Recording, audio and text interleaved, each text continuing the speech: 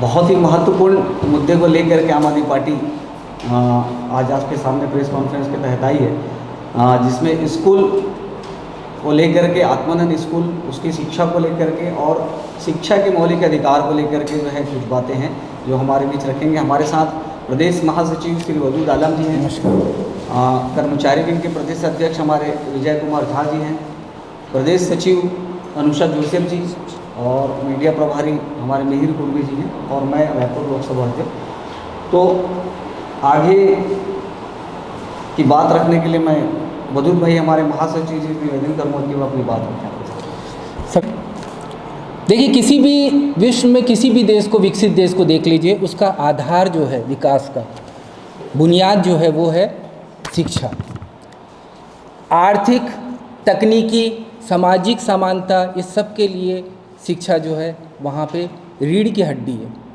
आज आम आदमी पार्टी ने 75 साल के देश के आज़ादी के बाद किसी सरकार ने शिक्षा पे जो काम नहीं किया था, वो आम आदमी पार्टी ने शिक्षा पे काम किया, जिसका अनुसरण करने के लिए दूसरे राज्यों ने कॉपी करने के लिए बहुत प्रयास किया, लेकिन क्योंकि नीयत थी नहीं तो वो नहीं हो पाया। आज केंद्र की सरकार, हमारे प्रधानमंत्री जी का नारा है, पढ़ेगा इंडिया तो बढ़ेगा इंडिया। लेकिन स्वाभाविक है, भाजपा की कार्यप्रणाली देख के कोई भी आसानी से विश्वास करने लग गया है आजकल कि जो ये बोलती है जस्ट उसका उल्टा करती है। यानी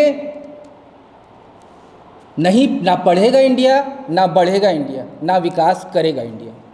और उसी इंजन की सरकार, बीजेपी की सरकार छत्तीसगढ़ में भी है।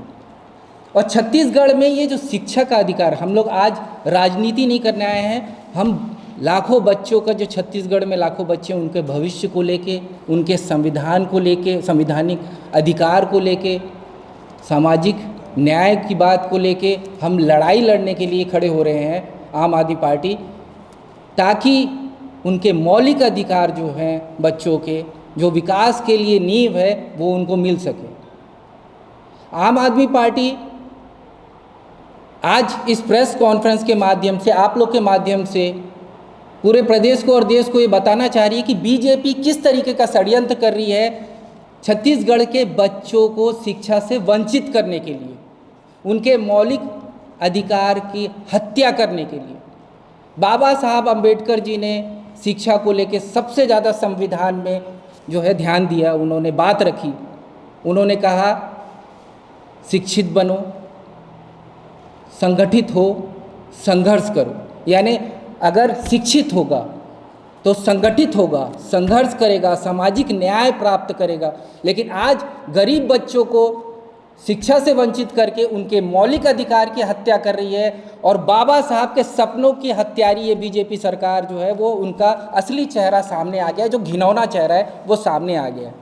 मैं आप लोगों को बताना चाह रहा हूँ, पहले उन्होंने क्या किया, किस तरीके से पूरे स्कूल को और शिक्षा से वंचित करना चाहते हैं छत्तीसगढ़ को, मैं आपको बताना चाहता हूँ। क्रम से उन्होंने क्या किया, युक्ति युक्तकरण के तहत उन्होंने 10,000 से ऊपर स्कूल बंद कर दिए।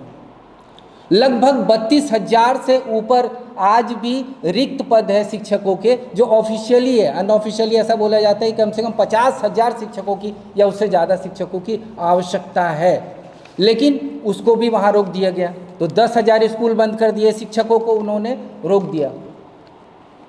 इसके बाद उन्होंने दूसरी प्रक्रिया चालू की कि जो स्कूल थे उनके स्थिति को खराब करना। यानी अगर आज देखें तो बहुत सारे स्कूल हैं जहाँ बिना भवन के चल रहे हैं, या जर्जर या खंडित भवन पड़े हुए हैं जो खतरनाक स्थिति में पहुँच गए हैं।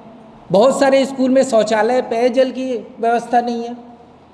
और उसके बाद सरकार उस पर संज्ञान लेने के बजाय, उस पर काम करने के बजाय, जो उनका मॉडल स्कूल है, अगर आप अंदाज़ा लगा सकते हैं मॉडल स्कूल का हाल है तो वो सामान्य सरकारी स्कूल का क्या हाल होगा। मॉडल स्कूल में उन्होंने जो आत्मानंद स्कूल है, लगभग 700 से ऊपर जो है आत्मानंद स्कूल है, जिसको उन्होंने कर्जे में डाल दिया है, उधार में डाल दिया है। आज के समय में 36 से ज़्यादा स्कूल है जिसके बिजली बिल अभी जो है बकाया है, कभी भी बिजली कट सकती है।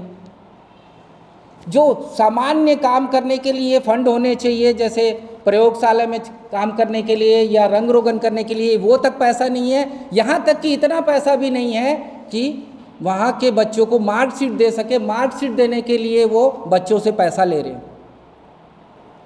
5 लाख पहले आवंटित होता था हर स्कूल को, आज वो स्कूल में 1,83,000 रुपये सिर्फ कर दिया गया है। 35 करोड़ की मांग थी बजट में, 7 करोड़ मात्र सरकार ने दिया है। आप इससे समझ सकते हैं कि कितनी बड़ी जो है ये षड्यंत्र चल रहा है और कैसे शिक्षा विरोधी ये सरकार है। तो अब ये इससे अंदाज़ा लगा सकते हैं कि वहाँ पे बच्चों तक को मार्कशीट के लिए पैसा देना पड़ रहा है, तो सामान्य स्कूल में क्या स्थिति होगी। सामान्य स्कूल की स्थिति ऐसी है कि पिछले साल हाई कोर्ट को स्वतः संज्ञान लेकर बिलासपुर, जो हमारे यहाँ इतना महत्वपूर्ण जिला है, वहाँ पे हाई कोर्ट ने स्वतः संज्ञान लेते हुए 150 स्कूल में शौचालय नहीं था जहाँ बच्चियाँ पढ़ती थी हमारी, उसको लेके हलफनामा और कड़क रवैया अपनाया। ये है हमारे स्कूल की स्थिति। और आज अब उन्होंने दूसरा तरीका अपनाया। पहले तो उन्होंने क्या किया, सरकारी स्कूल को ख़त्म करने की साजिश की। इसके बाद जो वैकल्पिक व्यवस्था आरटीआई के तहत, जो मौलिक अधिकार संविधान का 2009 के तहत उनको मिल रहा था, जिसमें 14 साल तक के बच्चों को मुफ्त, गुणवत्ता वाला और अनिवार्य शिक्षा देना था, उसको उन्होंने ख़त्म करने का पहला षड्यंत्र जो है उन्होंने चल दिया।